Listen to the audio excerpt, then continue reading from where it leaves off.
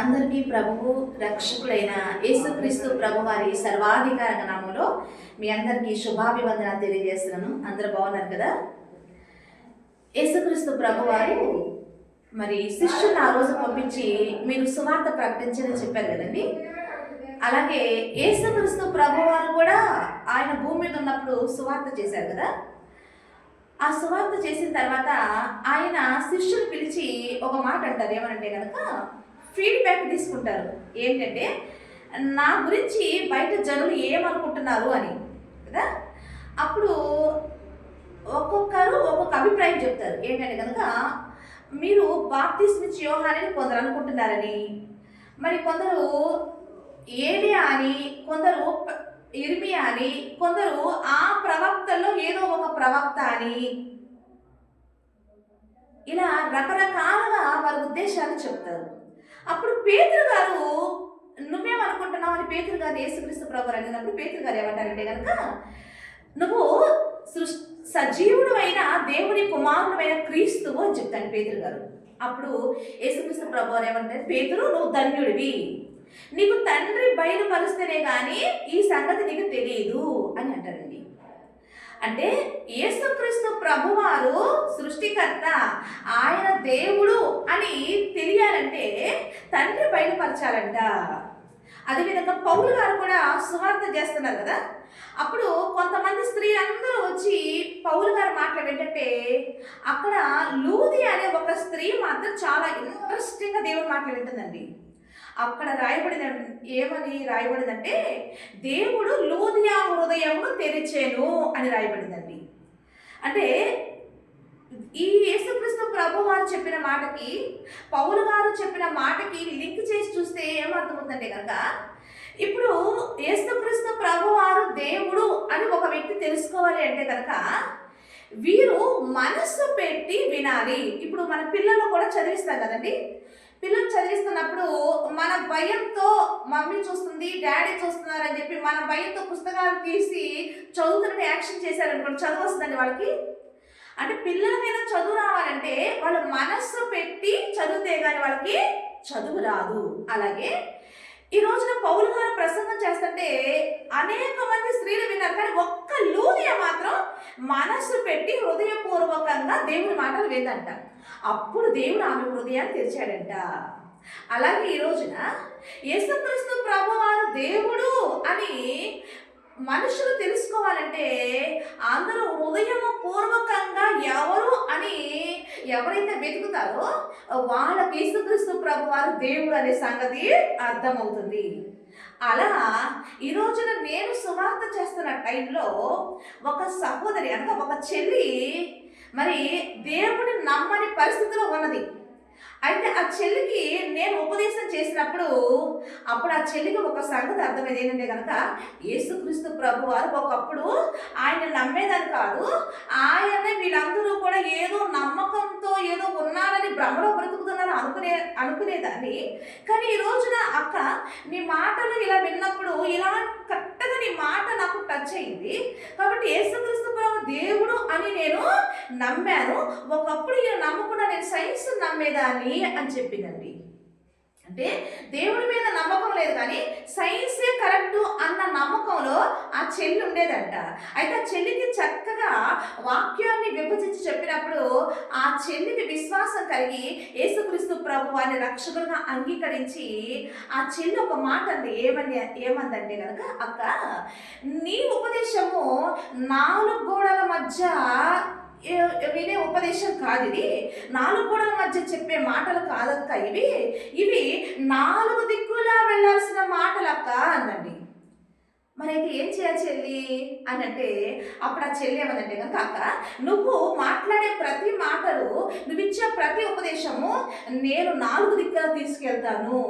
ఎలా చేస్తామంటే మీడియాలో నుండి 4 దిక్కులు తీసుకెళ్తాను అక్క చెప్పిందండి. కాబట్టి ఈ రోజున ఈ యూట్యూబ్లో చేస్తున్న ఈ పరిచర్య అంతా కూడా ఒక చెల్లి మరి ఈ మాటలను ప్రజలకు తీసుకెళ్ళడానికి ఆ చెల్లి దేవునికి సమర్పించుకొని ఈ మాటలు ప్రజలకు తీసుకెళ్ళి ఈ విధంగా దేవుని పరిచర్య చేస్తుందండి.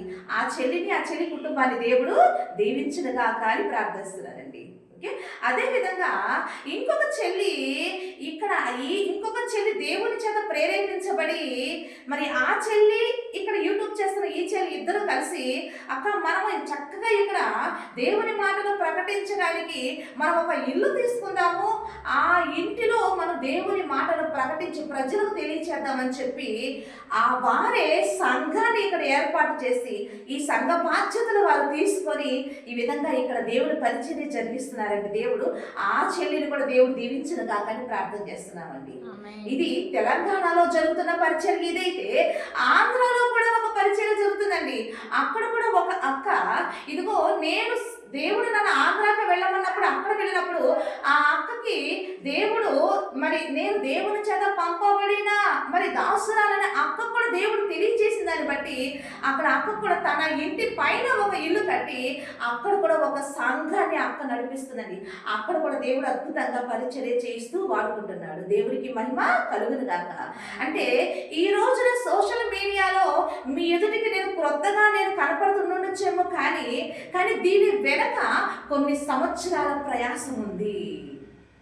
అంటే నా యవ్వన కాలంలో నేను అడుగు పెట్టింది మొదలుకొని అక్కడి నుంచి దేవుడు దేవుడంటే తెలియని ఆ స్థితిలో నుండి ఈ రోజున యేసుక్రీస్తు దేవుడు అని ప్రకటించగలిగే స్థితికి దేవుడు తీసుకొచ్చాడంటే ఆ స్థితిలో నుండి ఈ స్థితికి దేవుడు తీసుకురావడానికి తండ్రి ఒక వ్యక్తిని సర్వలోకానికి సువార్త ప్రకటించడానికి ఒక దాసుని సిద్ధపరచడానికి తండ్రి ఎంత ప్రయాసపడుతున్నాడో నేను అనుభవించి తండ్రి పడిన ప్రయాసాన్ని బట్టి తండ్రికి నేను కృతజ్ఞతాస్తుతులు చెల్లిస్తూ నేను సాక్ష్యం ఇస్తున్నానండి. దేవునికి మహిమ కలుగును గాక.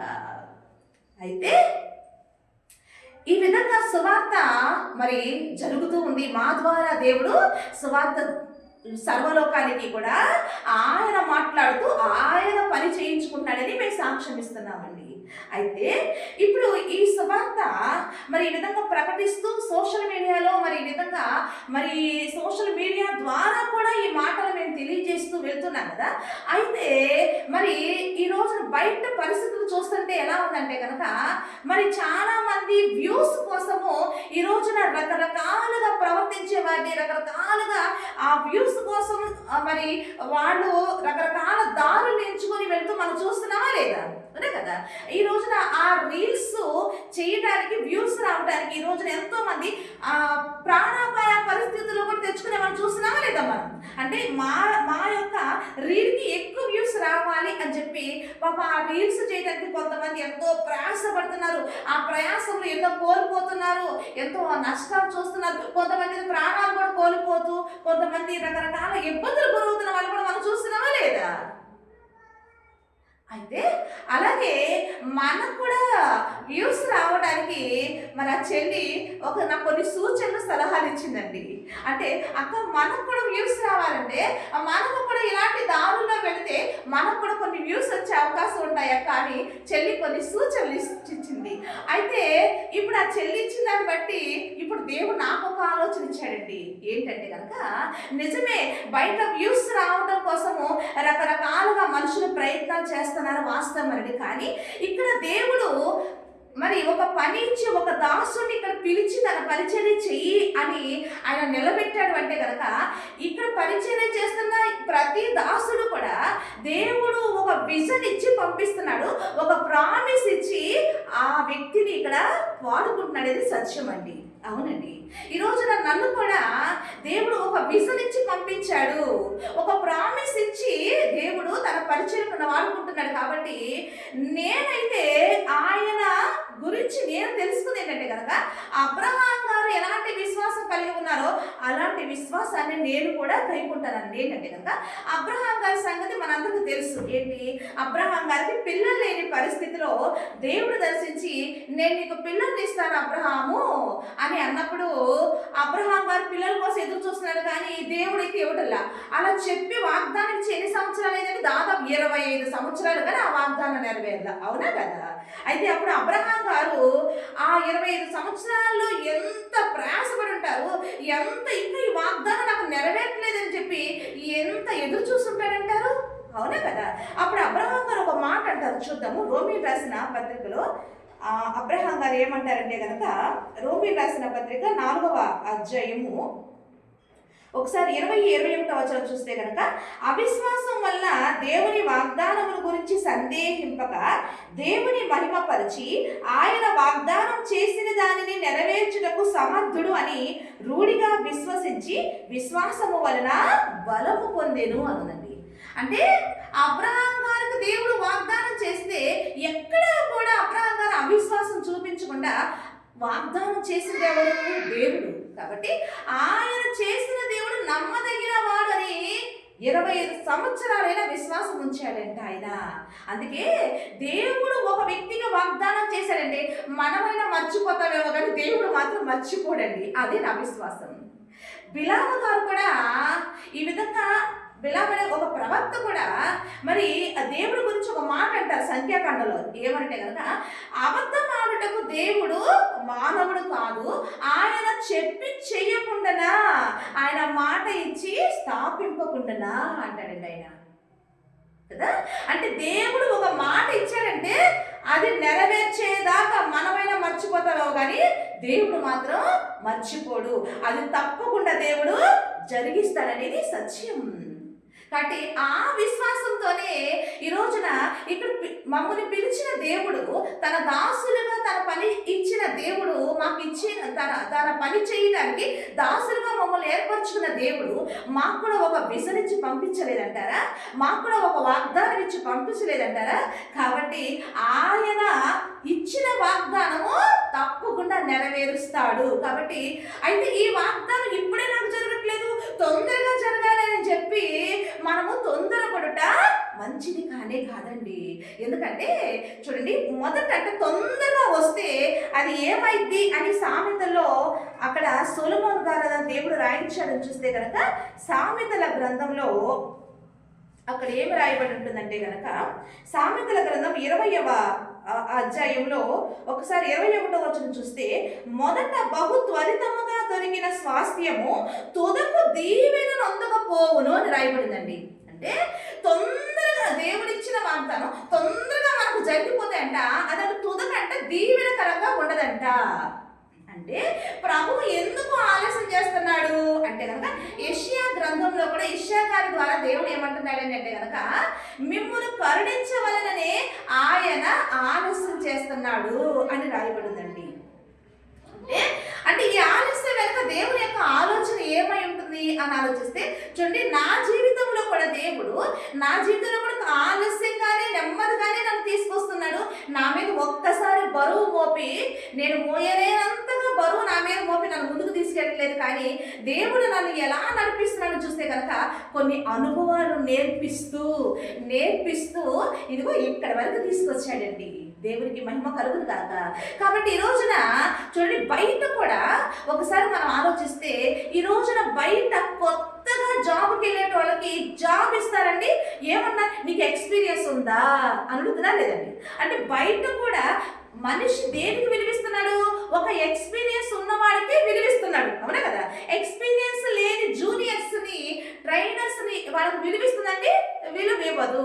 అలాగే ఈ రోజున దేవుడు కూడా తన పరిచర్య మనకు కొన్ని అనుభవాలు నేర్పిస్తూ ముందుకు తీసుకెళ్ళి అనుభవజ్ఞులుగా చేసి, ఎవరు కూడా మనల్ని వేడెత్తి చూపించి మరి అవమానపరిచే విధంగా మనం ఉంచకుండా మనల్ని ఒక స్థాయిలో చక్కగా గణపరచడానికి కొన్ని అనుభవాలు నేర్పిస్తూ దేవుడు మనల్ని ముందుకు తీసుకెళ్ళడానికి ఈ ఆలస్యానికి కారణము. కానీ ఇందులో మనకి మేలే ఉంది. చూడండి, బయట ఏదన్నా జరగకపోతే ఆలస్యం అవుతుంటే బయట ఒక సామెత అంటారు, ఏమంటారు?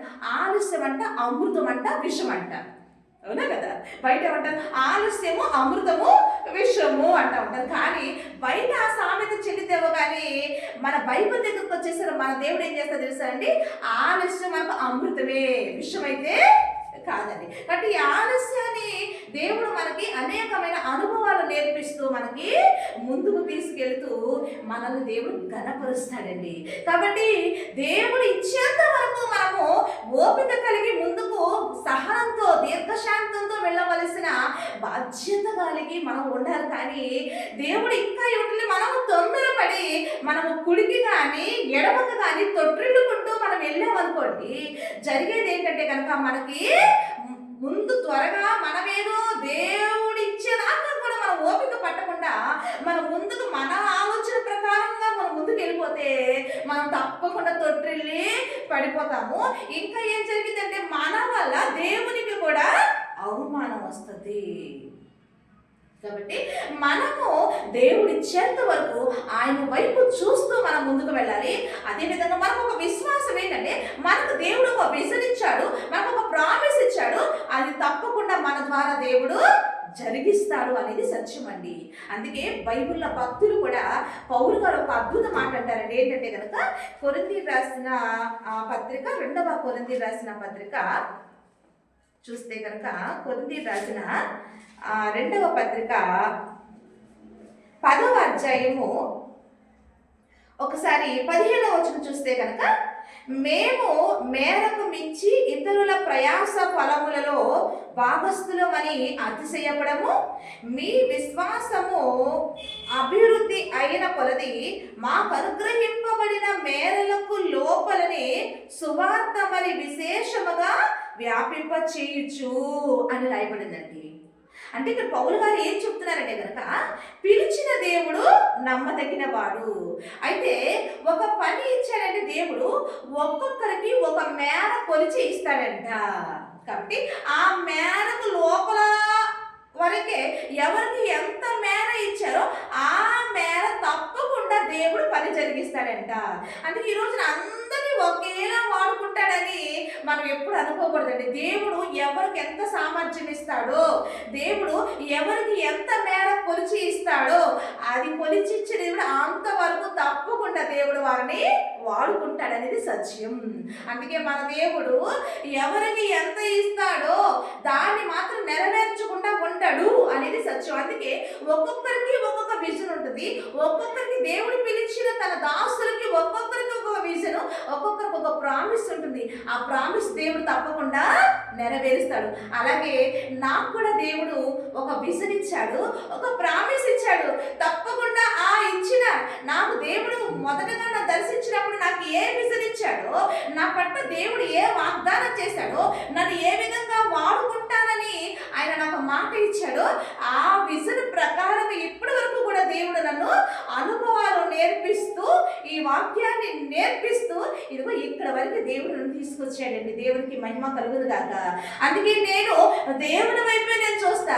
ఈ రోజున పరిచర్య ఈ విధంగా జరుగుతుందంటే కనుక, ఇదిగో సహోదరి ఇదిగో ఒక సోషల్ మీడియాలో పోస్ట్ చేసిన సహోదరి అయితే ఏమి, మరి ఈ విధంగా సంఘాన్ని నడిపించడానికి బాధ్యత తీసుకున్న ఆ సహోదరులు అయితే ఏమి, వీళ్ళందరినీ నడిపించింది ఎవరంటే కనుక, నేను పిలిస్తే ఎవరు రారు, వాళ్ళు దేవుడు పంపించి వాళ్ళకు ప్రేరేపణిస్తే, వాళ్ళని దేవుడు పంపిస్తేనే ఈ పరిచర్య ఇలా ముందుకు వెళుతుంది అని నేను సాక్ష్యం ఇస్తున్నానండి. కాబట్టి ఇది నా ధైర్యం ఏంటంటే, ఇది నా పని కాదు, ఇది ఎవరి పని అంటే దేవుని పని. ఆయన పని ఆయన చూసుకుంటాడు. అయితే దేవుడు నాకు చెప్పింది ఏంటంటే కనుక, ఆయన ఏం చెప్పాడో అది వినటమే నువ్వు చేయాల్సిన పని అని దేవుడు నాకు చెప్పాడండి. కాబట్టి ఆయన నాకు ఏది చెప్పాడో అది వినటమే నా పని. ఆయన నా ద్వారా నాకు ఎంత మేర కొలిచి ఇచ్చి పని చేయించాలనుకున్నాడో అది ఆయన పని. కాబట్టి అలా మేము ముందుకు వెళుతున్నామండి. దేవునికి మహిమ కలుగును గాక. కాబట్టి ఆయన చూడండి, ఈ రోజున మరి వ్యూస్ పెరగాలన్నా, ఈ రోజున అనేక మంది సోషల్ మీడియాలో పెట్టిన వ్యూస్ చూడాలన్నా, అదేవిధంగా ఈ రోజున సంఘములోనికి ఆత్మలు రావాలన్నా ఈ పని జరిగించేది ఎవరండి? దేవుడు. అంతే కదా. ఆ రోజున అపొస్తలులు మరి ప్రకటిస్తుంటే సంఘంలోని కంట ఆత్మలను అనుదినము రక్షించబడే వారిని సంఘంలోనికి చేర్చుచున్నదని అపొస్తల కార్యాలు మనం చదవలేదా? కాబట్టి ఈరోజు సంఘంలోనికి ఆత్మలు రావాలన్నా, ఈరోజు సోషల్ మీడియాలో పెట్టిన మన పోస్టులు అనేక మంది వ్యూస్ రావాలని చూడాలన్నా, ఇదంతా కూడా దేవుడు జరిగించే క్రియలు ఇవన్నీ. అందుకే మేము దేవాది దేవుడైన ఆయన మీద ఆధారపడుతూ మేము ముందుకు వెళ్తున్నాము. మాకిచ్చిన పని మేము నమ్మకంగా చేసుకుంటూ మేము ముందుకు మేము పరిగెత్తుతున్నాము. కాబట్టి ఇందులో మాకు దేవుడి యొక్క కృప మాకు దొరుకుతుంది. కాబట్టి దేవుడి కృప మాతో ఉంది. కాబట్టి మేము విజయవంతంగా మేము ముందుకు వెళుతున్నాము. ఒక రోజున దేవుడు మమ్మల్ని తప్పకుండా నిలబెడతాడని బహు గొప్ప విశ్వాసం మా తండ్రి అబ్రహాము కలిగి ఉన్న అలాంటి విశ్వాసంతో మేము ముందుకు వెళుతూ, కుడికి కానీ ఎడమకు కానీ మేము ఎక్కడ కూడా తప్పనడుగులు వేయకుండా మా మేము ఏది కూడా చేయకుండా వాక్యం ఏమి చెప్పింది అని ఆ వాక్య ప్రకారమే మేము ముందుకు పరిగెత్తుతున్నామని సాక్ష్యం ఇస్తున్నామండి. దేవునికి మహిమ కలుగును గాక. అయితే ఇందుకు సంఘం అనేది సంఘం అనేది ఎలా కట్టాలి అని దేవుడు చెప్పాడండి.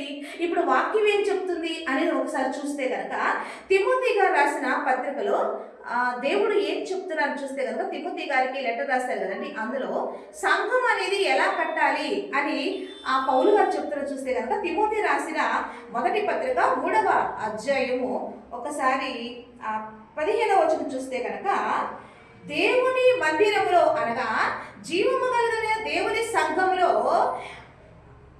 జనులు ఏలాగూ ప్రవర్తింపవలెనో అది మీకు తెలియవలెనని ఈ సంగతులు నీకు రాయించున్నాను. ఆ సంఘము సత్యమునకు స్తంభమును ఆధారమునై ఉన్నది అని చెప్పారండి. అంటే సంఘము దేనితో కట్టాలి అని ఇక్కడ దేవాది దేవుడు చెప్తారంటే సంఘం అని సత్యానికి స్తంభముగా ఉండాలంట. అంటే సంఘం దేనితో కట్టబడాలంట అంటే కనుక సత్యముతో కట్టబడాలంట. ఇది సత్యం అంటే ఏంటి అంటే కనుక యేసుక్రీస్తు ప్రభువు వారిని పిలాతు అడిగారు కదండి. అడిగితే ఏమన్నా సత్యం అనగా ఏమిటి అడిగారా లేదా? అప్పుడు యేసుక్రీస్తు ప్రభువు నేనే సత్యము అన్నారు లేదా? ఎన్నోసార్లు నేనే సత్యము అన్నారు యేసుక్రీస్తు ప్రభు వారు. అవునా? ఇది యేసుక్రీస్తు ప్రభు వారు ఎవరు అంటే కనుక ఆయన ఆది యందు వాక్యం ఉండెను, వాక్యము దేవుని యందుండెను, వాక్యమే దేవుడై ఉండెను అన్నారు. ఇది యేసుక్రీస్తు ప్రభు వారు సత్యమే నేను అన్నాడు ఆయన. ఇది యేసుక్రీస్తు ప్రభువు వాక్యమే నేను అన్నాడు ఆయన. ఎందుకు ఈ సత్యం అనగా ఏంటంటే ఈ వాక్యమే సత్యము అని యోహాను గారు రాశారు. అవునా కదా? అంటే ఏంటి సంఘం అనేది దేంతో కట్టాలి అంటే కనుక వాక్యముతోనే సంఘం కట్టాలంట. అంటే సంఘానికి వచ్చే వాళ్ళందరూ కూడా దేని మీద కట్టబడాలి వచ్చిన అంటే ఒక వ్యక్తి జీవితము కానీ ఒక ఇల్లు కానీ దేవుని ఇల్లు కానీ దేని మీద కట్టుకోవాలి అని దేవుడు ఆయన యొక్క గ్రంథంలో సర్వలోకానికి ఆజ్ఞాపిస్తున్నాడంటే కనుక దేవుని మాట మీదే కట్టాలంట. అందుకే మత్తయి గారి సువార్తలో కూడా ఆయన కొండ మీద ప్రసంగం చేసి చివరిగా ఆయన ఏమాటాడండి, ఎవరైనా క్రీస్తు బండ మీదే తన ఇంటిని కట్టుకుంటే తుఫాన్లు వస్తాయి, సుడిగాలు వస్తాయి, వానలు వస్తాయి, వరదలు వస్తాయి. అలా క్రీస్తు అనే బండ మీద ఎవరైతే తన ఇంటిని కట్టుకుంటాడో ఆ ఇల్లు పడిపోదు అని చెప్పాడా లేదండి? అవునా కదా? కాబట్టి ఈ రోజున మన యొక్క ఒక వ్యక్తి జీవితము కానీ ఒక వ్యక్తి కుటుంబము కానీ దేవుని కుటుంబం కానీ దేవుని వాక్యం మీద కట్టుకుంటే మనం అంట అదంట ఆశీర్వదించబడతామంట. అది ఎన్ని తుఫాన్లు వచ్చినా కానీ అది పడిపోదంట.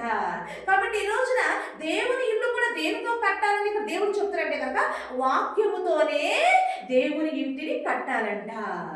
అయితే ఈ రోజున మనం ఆలోచిద్దామంటే ఒకసారి అంటే ఆ చెల్లి నాకు ఇచ్చిన మరి సూచనలు సలహాలు ఏంటంటే కనుక బయట ఎంతో మంది కొన్ని మరి రకరకాలుగా వ్యూస్ కోసం కానీ మరి ఆ ప్రజలని దేవుని నడిపించడానికి కానీ రకరకాలుగా కొన్ని ప్రయత్నాలు చేస్తున్నట్టు మనం చూస్తున్నాం. అవునా కదా? ఇప్పుడు ఏంటి అని చూస్తే కనుక ఒకసారి మనం ఆలోచిద్దాము. పౌలు గారు రోమీయులకు రాసిన పత్రికలో ఆయన ఏమనంటే మన దుర్నీతి చేత దేవుని నీతిని మనం స్థాపించలేము అన్నాడా లేదండి? అవునా? అదేవిధంగా మరి అసత్యముతో దేవుని సత్యాన్ని మనము ప్రబలం చేయలేము అన్నాడా లేదండి? కాబట్టి అంటే మన దుర్నీతితో దేవుని నీతిని మనము స్థాపించకూడదు, మన అసత్యంతో దేవుని సత్యాన్ని మనము స్థాపించకూడదు అనేది దేవుడు మనకు తెలియజేస్తున్నాడండి. కాబట్టి ఈ రోజున సంఘం అనేది దేనితో కట్టబడాలి, సంఘానికి ఒక ఆత్మ దేని కొరకు రావాలి, దేని చేత నడిపించబడాలి అంటే ఇక్కడ దేవుడు ఏం చెప్తారంటే కనుక వాక్యము చేతనే ఆ వ్యక్తి సంఘంలోనికి రావాలి అని తెలియజేస్తున్నాడు. కానీ ఈ రోజున ఒకసారి బయట పరిస్థితులు చూస్తుంటే ఈ రోజున ఎన్నో స్వస్థతలు మరి బయట చూపిస్తూ స్వస్థతలు జరుగుతున్నాయి. ఇక్కడ మీరందరూ రండి సంఘానికి అని పిలుస్తున్నారా లేదా అండి? అవునా కదా?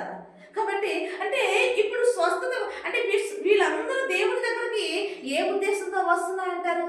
స్వస్థతల పేరే కదా. అందరూ చాలా మంది అంటే స్వస్థతలు జరిగే చోట జనాలు చూస్తే విస్తారంగా కనపడుతున్నారు, కానీ వాక్యం చెప్పే చోట జనాలు చూస్తే తక్కువగా కనపడుతున్నారండి. అవునా కదా? ఒకసారి ఆలోచిద్దామండి. ఈ రోజున స్వస్థతలు అనేది లేవా అంటే ఉన్నాయి. స్వస్థతలు జరగట్లేదా? జరుగుతున్నాయి. జరగట్లేదు చెప్పటం లేదండి. కానీ ఇలాంటి స్వస్థతలు, ఇప్పుడు జరిగే స్వస్థతలు, ఇప్పుడు చెప్పే సాక్ష్యాలు ఈ రోజున ఎంతో మంది సోషల్ మీడియాలో ట్రోల్స్ చేసి యేసుక్రీస్తు ప్రభువుని తిడుతున్నట్టు మనం చూస్తున్నామా లేదండి? అసలు ఒకసారి ఆలోచిస్తే ఇప్పుడు చెప్తున్న సాక్ష్యాలకి బైబిల్లో యేసుక్రీస్తు ప్రభువు చేసిన స్వస్థతలకి అసలు పొంతన కనపడతలేదండి నేను చూస్తుంటే. అవునండి, స్వస్థతలు ఉన్నాయండి. దేవుడు చేస్తాడు తప్పకుండా. ఈరోజు చేయకపోతే, ఆయన మాట్లాడకపోతే మానవులకి ఇంకా విశ్వాసం అనేది రాదు. కానీ ఆ స్వస్థతని ఎలా అంటే అసలు చాలా భయంకరంగా మరి వాళ్ళు పిచ్చి పిచ్చి మాటలతో వాళ్ళు చూపిస్తూ ఈ రోజున సమాజంలో యేసుక్రీస్తు ప్రభువాన్ని చాలా చీప్గా చూపిస్తూ మనం చూస్తున్నామండి. ఇవన్నీ చూస్తుంటే మనసుకు చాలా బాధేస్తుందండి. ఆ బాధతో ఈ మాటలు నేను తెలియచేస్తున్నాను. ఎందుకంటే ఆయన సృష్టికర్త, ఆయన మనం గణపరచాలి, ఆయన మనము అవమానపరచకూడదు. ఆయన చూడండి, ఆయన కూడా ఆ రోజు స్వస్థతలు చేశాడండి. యేసుక్రీస్తు ప్రభు వారు చేశారు స్వస్థతలు, అపొస్తలులు చేశారు స్వస్థతలు, చేరేవాటి ఉన్నాయండి. కానీ ఎప్పుడు కూడా మనం స్వస్థతలు చేసినప్పుడు ఎక్కడైనా యేసుక్రీస్తు ప్రభు వారు దొరుకుతారా చూశారండి పరిసయ్యులు, సద్దూకయ్యులు, శాస్త్రులు. కానీ ఎక్కడ యేసుక్రీస్తు ప్రభు వారు దొరకలేదండి. ఆయన చేసిన స్వస్థతను ఎక్కడైనా వాళ్ళు కామెంట్ చేసే విధంగా ఉన్నాయంటే ఒక్కరు కూడా కామెంట్ చేయలేకపోయారు కదా, ఆశ్చర్యపోయారు వాళ్ళు. అందుకే ఈయన ఏం చేయాలో అర్థం కాక ఒక్క మాట పట్టుకొని సిలువకు అప్పచెప్పారండి. ఏంటంటే ఆ మాట అంటే కనుక, ఇదిగో ఈయన దేవుని కుమారుడు అని చెప్పి, ఇదిగో దేవదోషం చేస్తున్నారని చెప్పి ఆ ఒక్క మాట పట్టుకొని ఆయన సిలువకు అప్పచెప్పారండి. కానీ ఆయన మాటల్లో, ఆయన జ్ఞానంతో చెప్పిన మాటల్లో కానీ, ఆయన చేసిన స్వస్థతల్లో కానీ ఎవరు కూడా యేసుక్రీస్తు ప్రభు వారిని నిలదీయలేకపోయారండి. దేవుని మహిమ కలుగును కాక.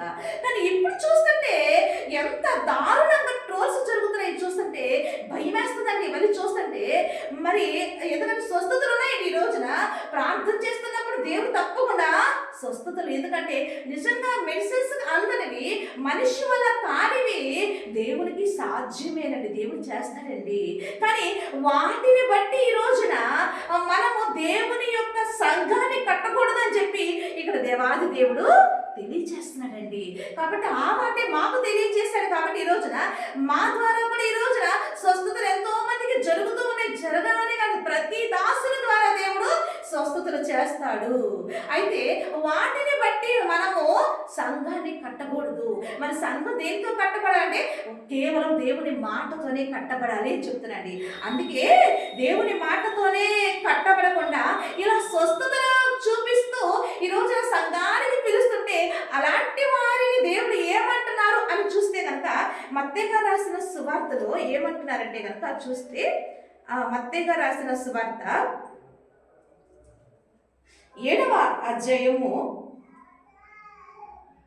22వ వచనం చూస్తే కనుక, ఆ దినమందు అనేకులు నన్ను చూచి ప్రభువా ప్రభువా మేము నీ నామమున ప్రవచింపలేదా, నీ నామమున దెయ్యములను వెళ్ళగొట్టలేదా, నీ నామమున అనేకమైన అద్భుతములు చేయలేదా అని చెప్పుదురు.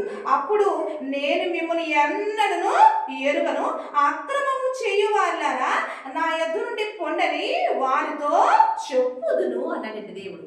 అంటే స్వస్థతలు చేస్తున్నారు, ప్రవచనాలు చెప్తున్నారు, అద్భుతాలు చేస్తున్నారు, ఇవన్నీ పరిచర్యలు ఇప్పుడు విస్తారంగా బయట జరుగుతున్నాయి. కానీ దేవుడు ఒకనొక టైంలో ఆయన వస్తాడు కదండి. కానీ వీళ్ళందరూ దేవుడి దగ్గరకు వచ్చినప్పుడు దేవుడు ఏమైనా వీళ్ళని చూసి అక్రమం చేయువారులారా అనండి. నేను ఆలోచించానండి. ఇప్పుడు యేసుక్రీస్తు ప్రభు వారు కూడా దెయ్యాలు ఎలగొట్టారు, అపొస్తలులు దెయ్యాలు ఎలగొట్టారు, వాళ్ళు స్వస్థత చేశారు. మరి ఇప్పటికీ సేవకు చేస్తున్నారు కదా, మరి దేవుడు ఎందుకు ఇలా అక్రమం అంటున్నారు తెలియని నేను ఆలోచించానండి. ఆలోచిస్తే అప్పుడు నాకు దేవుడి విషయం బయలుపరిచాడు. ఏంటంటే కనుక ఈ రోజున స్వస్థతల మీదే మనసు పెట్టి జనాలు సంఘానికి వస్తున్నారేమో కానీ వాళ్ళు జీవానికి రాలేకపోతున్నారు. అంతే కదండి. యేసుక్రీస్తు ప్రభు దేని కొరకు ప్రాణం పెట్టారండి? మనకు నిత్య జీవం ఇవ్వటానికే కదండి. ఇప్పుడు నువ్వు ఈ యొక్క స్వస్థత మీద నువ్వు మనసు పెట్టుకొని ఇక్కడ జరగకపోతే ఇంకొక చోటకి వెళ్తాను, అక్కడ జరగకపోతే ఇంకొక చోట నువ్వు రకరకాలుగా తిరుగుతూ ఈ దేవుని మాటలు నీ హృదయంలో పెట్టుకోకుండా నువ్వేమైపోతావు? నువ్వు నశించిపోతున్నావు. కాబట్టి నువ్వు ఇలా నశించిపోయే విధంగా కూడా ఈ రోజున ఇలాంటి స్వస్థతలు చూపిస్తూ నిన్ను జీవము కలిగిన దేవుని సన్నిధి అనగా ఆ నిత్య జీవ మార్గంలో నడిపించలేకపోతున్నా ఇలాంటి దాసులను చూసి కూడా దేవుడు ఏమన్నాడు తెలుసా అండి? అక్రమ కాబట్టి ఆలోచిద్దామండి. ఒక ఆత్మ రక్షించబడాలంటే, ఒక ఆత్మ నిత్య జీవానికి రావాలంటే ఆ వ్యక్తికి దేవుని మాటతోనే ఆ వ్యక్తి నిత్య జీవాన్ని సంపాదించుకుంటాడు. దేవుని మాటనే ఆ వ్యక్తి తన హృదయంలో నింపుకోవాలండి. కాబట్టి అందుకే దేవుడు ఆది నుండి ఇప్పుడు ఒక మాట చెప్తున్నాడండి. ఏం చెప్తాడు? ప్రవక్తల ద్వారా, యెషయా గారి ద్వారా కానీ, మీకా గారి ద్వారా కానీ ఏమని చెప్తున్నాడు తెలుసా అండి? దేవుడు ఇది ఇప్పుడు కాదండి, యేసుక్రీస్తు ప్రభు వారు వచ్చి కూడా ఇదే మాట రిపీట్ చేస్తున్నారండి. అపోస్తలుని పంపించి కూడా అదే మాట రిపీట్ చేస్తున్నారండి. ఆది నుండి కూడా దేవుడు చెప్తున్న మాటలు ఏంటి అని చూస్తే కనుక యెషయా గ్రంథము ఒకసారి 2వ అధ్యాయం చూస్తే కనుక యెషయా గ్రంథము 2వ అధ్యాయంలో అంచె దినాల్లో నేనేం చేయబోతున్నానని చెప్తున్నాను. ఆయన ఏం చెప్తున్నానంటే కనుక అంచె దినముల్లో పర్వతముల పైన యెహోవా మందిర పర్వతము శిఖరమున స్థిరపరచుడు కొండల కంటే ఎత్తుగా ఎత్తబడను, ప్రవాహం వచ్చినట్లు సమస్త అన్యజనులు దానిలోనికి వచ్చెదరు. ఆ కాలమున సీయోను ధర్మశాస్త్రము, యెరూషలేము నుండి యెహోవా వాక్కు బయలువెడెను. జనములు గుంపులు గుంపులుగా వచ్చి యాకోబు దేవుని మందిరమునకు, యెహోవా పర్వతమునకు మనం వెళుదము రండి. ఆయన తన మార్గముల విషయమై మనకు బోధించును, మనం ఆయన త్రోవలలో నడుతుము అని చెప్పుకొందురు అని రాయబడిందండి. అంటే అంచె దినాల్లో ఎలాంటి పరిస్థితులు సంఘం అనేది దేవుడు తన రక్తమిచ్చి కట్టిన సంఘం అనేది దేనితో కట్టబడాలి అని ఆది నుండి కూడా ఒక ప్రణాళిక సిద్ధపరిచిన దేవుడు ఏం మాట్లాడుతున్నాడంటే, ఇది యెషయా గారి ద్వారా కానీ, మీకా గారి ద్వారా కానీ, మిగిలిన ప్రవక్తల ద్వారా కానీ, యేసుక్రీస్తు ప్రభు వారి ద్వారా కానీ, అపోస్తలుల ద్వారా కానీ, చివరికి అపోస్తలుడైన పౌలు తిమోతి పత్రిక అంటే ప్రవక్తల నుంచి అపోస్తలుడైన పౌలు తిమోతి వరకు ఆయన ఏం చెప్తున్నారంటే కనుక సంఘము ఎలా కట్టబడాలి? వాక్యముతో కట్టబడాలి. సంఘములో ఒక వ్యక్తి వాక్యము ద్వారానే క్రీస్తుని వెంబడించాలి. వాక్యంతోనే తను మారు మనసు పొందాలి. దేవుని మాటే ఆ వ్యక్తిని నిత్య జీవానికి నడిపించింది అని ఆది నుండి దేవుడు తెలియజేస్తున్నాడండి. కాబట్టి ఈ సత్యము దేవుడు మాకు బయలుపరిచిన తర్వాత ఇప్పుడు చెల్లంది కదా అక్క, ఎన్నో స్వస్థతలు మన ద్వారా కూడా జరిగిస్తున్నాడు కదా దేవుడు, అవి కూడా మనం పెడదాం అక్క అని అన్నప్పుడు నేను ఏమాత్రం కూడా ఒప్పుకోలేదండి. ఎందుకంటే దేవుడు ఇక్కడ చెప్పింది ఏంటంటే కనుక ఆయన వాక్యంతోనే ఒక వ్యక్తిని మనము రక్షించగలము. అందుకే సామెతలో కూడా ఏముందో తెలుసా అండి? జ్ఞానే ఇతరులను రక్షించగలరు అని ఉందండి. అవునా? చదువుకున్నాం ఎన్నోసార్లు మనకు అందరూ తెలిసింది కదా, జ్ఞానే రక్షించగలడు. కాబట్టి ఈ స్వస్థతలు ఆ వ్యక్తికి మారు మనసుని ఇవ్వలేవు. ఈ స్వస్థతలు ఆ వ్యక్తిని ఆ వాక్యము దేవుడు అతని హృదయంలో నింపుకునే విధంగా ఉండవు. కాబట్టి మనం ఆలోచిద్దామండి. అందుకే ఈ రోజున మాకు వ్యూస్ రావట్లేదు అని మేము ఏమాత్రం కూడా మేము బాధపడతలేదండి. ఎందుకంటే పిలిచిన దేవుడు నమ్మదగిన దేవుడు అండి. కాబట్టి ఆయన నాకు ఒక విజన్ ఇచ్చాడు, నాకు వాగ్దానం ఇచ్చాడు. తప్పకుండా ఆ వాగ్దానం ఆయన నెరవేరుస్తాడు. అది ఆయన పని. నా పని ఏంటంటే ఆయన చెప్పిన పని చేయడమే నా పని. కాబట్టి ఆ విశ్వాసంతో నేను ముందుకు పరిగెత్తుతున్నానండి. కాబట్టి మన పక్షాన దేవుడు ఉండగా మనకు ఎవరు విరోధి? ఎవడు అంటారండి పౌలు గారు. కాబట్టి ఎవరు దేవుని వాక్యం ప్రకారం నేను నడుచుకున్నంత వరకు కూడా మనకు ఎవరు విరోధి ఉండడు. ఈ రోజున మన వల్ల మరి యేసుక్రీస్తు ప్రభు వారిని చీఫ్గా మరి ప్రజలు మాట్లాడే విధంగా మన ప్రవర్తన ఉండకుండా, మన మాటలు ఉండకుండా నేను జాగ్రత్త పడుతూ ఆయన గణపరుస్తూ నేను ముందుకు ప్రయాణం చేస్తున్నానండి దేవుని ఆత్మ సహాయంతో. కాబట్టి మరి అలాగే ప్రతి ఒక్కరూ కూడా అలా మరి దేవుని అవమానపరచుకుంటా. ఎందుకంటే అందరు దయచేసి అపార్థం చేసుకోవద్దు, కానీ అందరినీ అంటలేదు, కొంతమంది ఇలా చేస్తున్నారు. కాబట్టి కొంతమంది మంచిగా బోధించే వాళ్ళు చాలా మంది ఉన్నారండి. కాబట్టి మనలాంటి వాళ్ళకి ఇబ్బంది కలుగుతుంది. కాబట్టి మన యథార్థత మనం చూపించుకోవాలి.